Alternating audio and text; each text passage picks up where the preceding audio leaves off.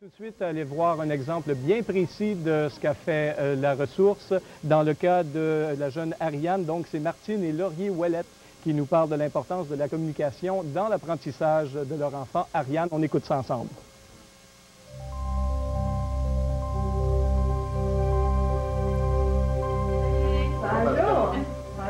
Ariane, c'est une petite fille qui a 6 ans maintenant.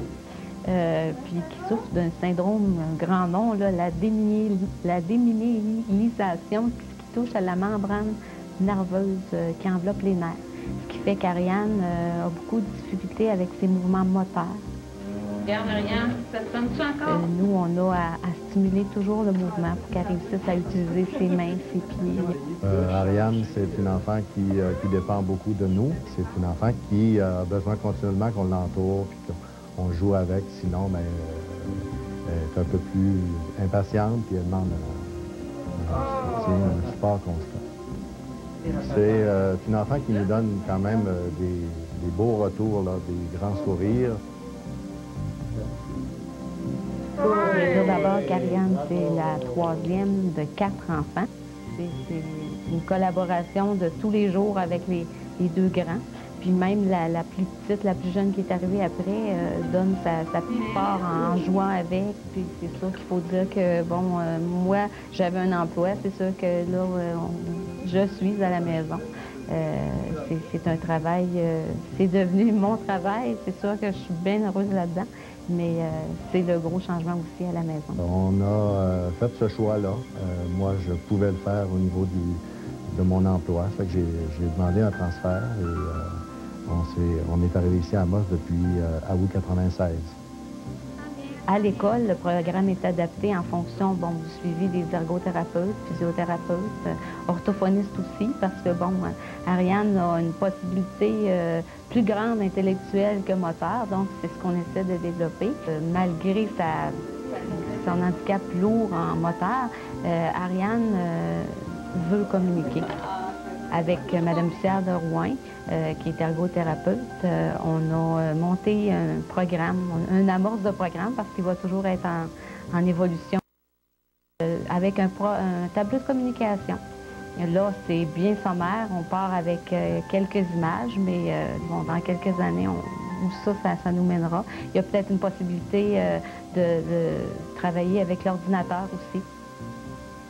Éventuellement, c'est sûr que ça va demander des équipements.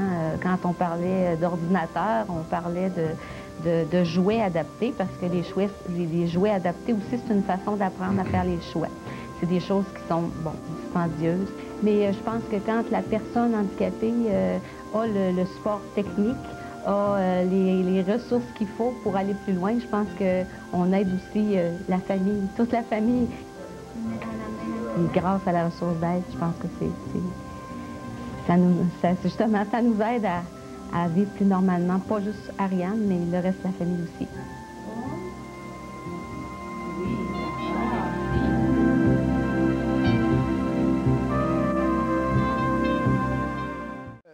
On va passer au cours des prochaines minutes, quelques minutes ensemble, on va regarder un enregistrement de ce que c'est qu'une famille d'accueil, plus précisément à Rimini. C'est Mme Jeanne d'Arc Provost qui nous explique les raisons qui la motivent d'être famille d'accueil. Et vous savez, c'est fort important. Et plus loin que ça encore, on peut même parler ensuite de famille d'adoption. Alors, ce sont de beaux gestes. Écoutons ça ensemble.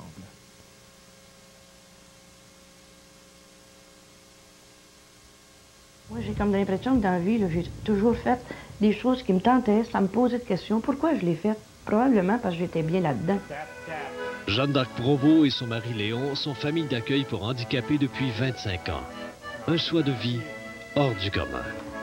Mais là, de toute façon, c'est que je m'étais rendue pour demander à adopter un enfant mongolien à Rouen dans le temps. Puis la madame, elle me dit que, ces enfants-là peuvent pas être adoptés. Puis elle me dit, si vous étiez prête à en prendre un pour rien, elle dit peut-être qu'avec ce qu'on vous donne, vous pourriez peut-être en prendre 3, 4. On aurait besoin de famille d'accueil. C'est comme ça que j'ai commencé. On a rentré 1, 2, puis rendu au mois d'août, rendu avec 12. Comment on appelle ça? Je dis tout le temps, si on cherche l'authenticité, là, ces gens-là, c'est ce qu'il y a de plus authentique dans la vie. Les autres, quand ils aiment pour vrai. L'échange, si tu veux échanger de l'amour, puis tout ça avec ces enfants-là, je pense que t'es gâté. C'est fun, ça! On se lève le matin vers 6h, 6h30, puis c'est Léon qui se lève le premier. Puis là, lui, on a 3 qui sont aux couches. Lui, il voit faire les changements de couches, il prépare le café. Moi, je me lève vers 7h moins quart. Je commence avec mon café. Puis après ça, ben, c'est le déjeuner. Prépare le café en premier. Rachel, pour qu'elle prenne ton café. Je prépare mon café, je m'assieds au bout du poêle, puis j'ai une grande fenêtre, là. Je fais une coupe de broche de tricotage, je regarde mes petits oiseaux. Ça, la première demi-heure, c'est à moi, genre. Ça, vers 7h, on décolle. Puis là, ben, je pense qu'on... C'est quasiment pas décrivable la journée, parce que t'en as 15, tu sais, tu te lèves, t'en habilles un, tu fais déjeuner l'autre, tu as le temps de penser au dîner, ça a la vaisselle, puis à travers tout ça, tu vas comme soutenir les enfants dans les apprentissages. Puis bon, on continue. Puis le dernier se couche vers 9h30, puis moi, ça va à minuit. J'ai un aide familial à temps plein, 5 jours semaine, puis une petite madame, 4 jours semaine, qui vient pour le ménage, tout ça. Mais jusque là 10 ans, j'étais seule avec mon mari. J'ai fait les premières années, là, complètement tout seul. Regarde, Natacha, là, ça doit être... Je m'adapte à mesure que les difficultés arrivent. J'ai un petit dicton qui dit, moi, je traverserai la rivière quand je serai rendu au pont. Fait que je pense que c'est comme ça qu'on agit. Puis les équipements qu'on a eu besoin, bien, à mesure qu'on a identifié besoin, on les a demandés. Des lèvres patients mobiles, par exemple, là, on a un lèvre patient aussi fixe dans la salle de bain pour permettre là, de donner les bains, de sortir les enfants des bains, des véhiculés au lave-tête, des marchettes adaptées pour une petite fille qui en a besoin, un module de jeu dehors pour travailler la motricité des enfants. De là, la nécessité, je pense aussi, d'avoir des fonds parce que les jeunes familles qui commencent pas facile. Pas de problème. Commence par voir ça, ma belle enfant, là. Tiens, mon petit Michel. Je te posais la question, qu'est-ce que notre couple devient à travers les enfants, à travers ce qu'on fait? Si je te dis, par exemple, que j'ai un enfant qui a couché 14 ans dans ma chambre parce qu'il fallait la nuit que je surveille parce qu'elle s'étouffait et tout ça, tu vas comprendre que notre couple, à un moment donné, il a pris une autre dimension. Je pense que ça a été plutôt la dimension du don, la dimension de l'amour. Ça devient la loi du cœur, la loi de l'amour. Puis, on peut aller loin là-dedans.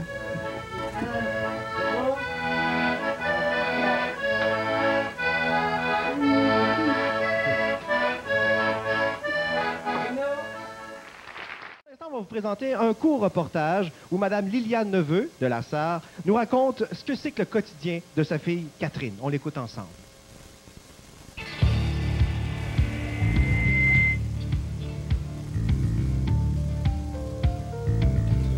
C'est un vélo qu'on a donné à Catherine, vu qu'elle avait réussi l'année scolaire.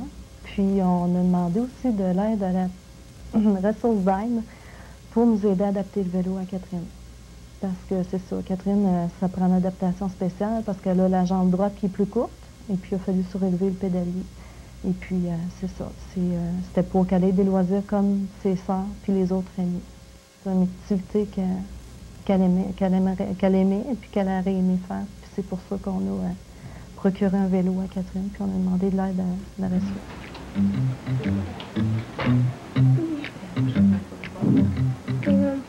Je vais à l'étable pour tirer ma vache, pas capable de tirer ma vache. J'aime Carmen Campagne. T'aimes Carmen Campagne? Quelle chanson? Oui. T'aimes le plus?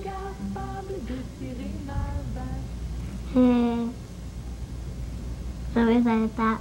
Je vais à l'étable. Oui. Es-tu capable d'en chanter un petit bout? Hein? Es-tu capable d'en chanter un petit bout? Oui. Chante-moi un petit bout, voir. Je vais à l'étable pour tirer ma vache. Je vais capable de tirer ma vache. Continue. Tu prends un petit banc Un banc pour tirer ma vache. Pas capable de tirer ma vache. Un bon chocolat chaud. Un bon chocolat chaud. Ben là, maintenant, Catherine est rendue quand même assez pesante. Là. Elle commence à grandir, c'est certain. Puis ça l'occasionne des maux de dos. Ça l'occasionne aussi jusque des maux de bras aussi, parce qu'on n'est pas au niveau véhicule, on n'est pas adapté. Et puis, c'est ça, ça nous prend une adaptation spéciale pour pouvoir embarquer Catherine dans l'auto. Puis même pour une vanette, c'est sûr que pour elle, elle serait plus autonome. Elle pourrait débarquer toute seule de la vanette, puis embarquer toute seule avec la surveillance pour l'instant. c'est pour ça que c'est nécessaire d'avoir de l'adaptation pour un enfant comme Catherine, pour qu'elle puisse s'émerveiller puis pouvoir se déplacer. Parce que là, elle fait penser à une petite couleuvre, si tu veux, elle ne peut pas aller où ce qu'elle veut quand elle n'a pas l'adaptation. Puis pour nous autres, ça facilite beaucoup les choses aussi. Puis on est plus heureux de la voir se débrouiller par elle-même. Puis ben, pour nous aussi, c'est plus facile aussi. Puis tout le monde est heureux aussi. Pour l'adaptation pour Catherine, comme un sac ou quoi que ce soit, ou tous les matériaux qui sont fournis par la ressource d'aide, ça, c'est important. C'est tout ce qui peut l'aider à vivre le plus normalement possible.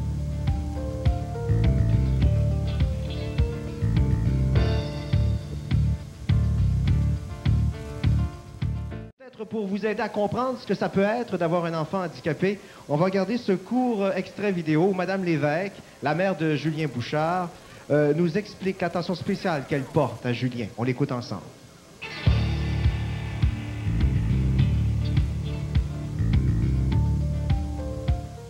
On est obligé de prendre la décision de s'en venir à Rouen. Puis aussi, on savait qu'avec la forme de maladie que Julien a, qui est l'épilepsie rebelle, difficilement contrôlable, avec de l'acidose métabolique, avec un retard de croissance, fait qu'on savait qu'on aurait besoin de différents services et d'aide de différents organismes. En venant à Rouen, on savait qu'on aurait ces choses-là, comme l'hôpital, l'ergothérapie, la physiothérapie, ici où on est en ce moment au Jardin d'éveil, où Julien a un stimulé pour le développement précoce, plus de différents aides, comme le CLSC, l'aide aux ressources pour personnes handicapées. Parce que Julien, quand il va moins bien, il se lève le matin avec des tremblements. On commençait le matin, aller jusqu'au soir, faire comme une routine. Là. Le matin, quand il se lève, Julien, il shake beaucoup. Fait que là, il faut que je le tienne dans mes bras pour pas qu'il se mette à faire une convulsion. Parce que si je l'empêche pas de trembler, il va convulser. Puis il faut lui donner des médicaments en stat. Des fois, ça prend même des interdoses. Dans la journée, des fois, il peut y avoir 10 à 15 interdoses, tout dépendant de comment il file. Des fois, ça peut être juste 2, 3 interdoses. Mais il faut tout le temps le surveiller, au moins un petit détail, là, juste comment il va manger, puis tout ça, il faut tout surveiller.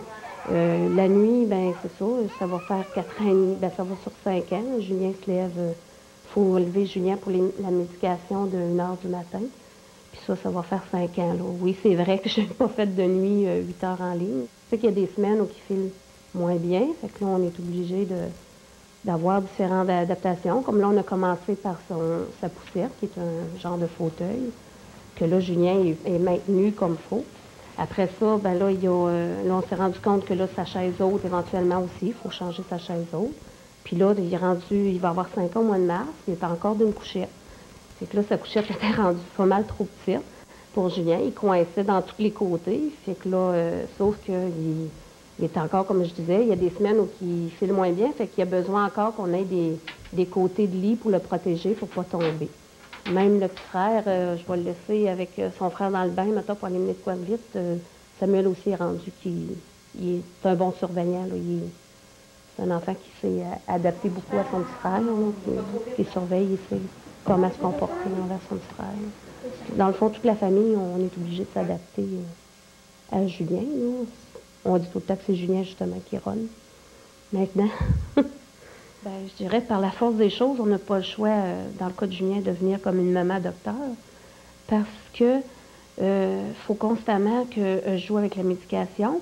Quand je dis stade de médicaments, ça veut dire qu'il faut tout de suite lui donner une dose qui est le Tegretol, qui est un médicament antiépileptique, que Julien absorbe ce médicament-là d'une façon qu'il n'y a pas d'autre de cette façon-là. C'est que parce que Julien, il se met à trembler, puis on donne une dose, exemple 50 mg de Tegretol, puis Julien va calmer ses tremblements, donc va empêcher un status épileptique. Puis un status épileptique, pour les gens qui ne savent pas c'est quoi, c'est un état épileptique qui dure plus d'1 heure, sans arrêt, que ça prend des grosses doses massives de médicaments. Il faut mettre l'enfant dans un état comateux pour pouvoir que l'épilepsie cesse. Sinon, l'enfant va constamment être en épilepsie. Fait que donc, pourrait endommager des parties du cerveau à Julien. C'était dur de s'adapter parce qu'on se mettait comme un but, mais là, ce but-là n'arrivait pas. Puis là, les médecins disaient « Ah, ben là, c'est peut-être quelque chose ou c'est peut-être une autre affaire. » Fait qu'on se donnait tout le temps des espoirs que ces espoirs-là retombaient tout le temps. Fait qu'aujourd'hui, on a appris avec Julien que c'est jour après jour. On se lève un matin, Julien file bien. Bon, on fait telle journée. Le lendemain matin, Julien file pas. Bon, ben, on réadapte notre journée en conséquence comment Julien va.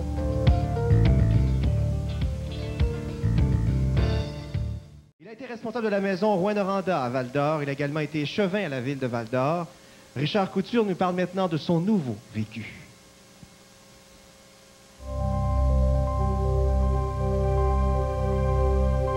J'ai travaillé comme intervenant en réadaptation physique au centre de réadaptation de la maison pendant 14 ans et bon, il m'est arrivé des problèmes de santé.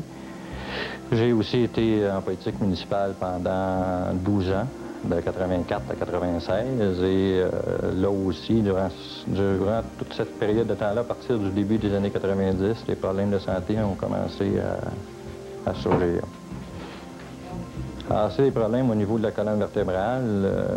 J'ai dû subir 2 interventions qui ont permis une certaine amélioration, mais malheureusement m'empêchent d'être fonctionnel comme j'aimerais l'être, comme tout le monde, dans le fond, est fonctionnel. Et aujourd'hui, je suis incapable de travailler et d'avoir mes activités sociales telles que je les faisais avant tout ça. Alors aujourd'hui, je suis traversé du côté des personnes handicapées. Avant, je travaillais avec elles. Maintenant, c'est moi qui ai traversé, qui ai fait la traversée. Alors, c'est pas facile de faire cette traversée-là. Il y a beaucoup de choses qui nous lâchent en cours de route. Socialement parlant, quand on est un intervenant, quand on est en politique municipale, on côtoie beaucoup de personnes. On développe beaucoup d'amitié aussi. Et quand on tombe malade, quand on quitte ces milieux-là, en tout cas, ce qui se produit, puis je pense que ça ne m'est pas arrivé à moi seul, on perd tout. On perd les amis qu'on avait, on perd les collègues de travail, on perd un bassin ou un groupe de personnes avec lesquelles on faisait beaucoup de choses ensemble. Est-ce que les personnes ont peur de contacter les personnes qui ont un handicap? Je me pose souvent la question. C'est malheureux que ça se produise comme ça et c'est pas seulement à Richard Couture que c'est arrivé à plusieurs autres personnes. Mais moi, je pense qu'il faut se comporter comme on se comporte avec n'importe quel autre individu. On ne doit pas d'abord voir le handicap de la personne, mais bien voir la personne elle-même. La personne n'a pas changé, là. Il n'y a pas de modification dans sa personnalité, c'est uniquement au niveau physique. Je dois dire que je suis très content du geste et du mouvement qui a été fait par l'association régionale de se prendre en main elle-même et de devenir autonome. J'avais fait souvent le message aux gens qui dirigeaient l'association du temps que je trouvais que ça coûtait cher de faire vivre Montréal et les grands centres qui contribuaient moins. Aujourd'hui, les sous qu'on donne restent en région. Et ils restent tous en région. Il n'y a pas un sou qui sort de l'Abitibi-Témiscamingue. Je sais que si j'ai besoin d'équipement rapidement, si j'ai besoin d'aide, on peut les appeler et je pense qu'il y a moyen d'avoir une réponse rapide. Ça, c'est clair, de la ressource. J'en suis convaincu.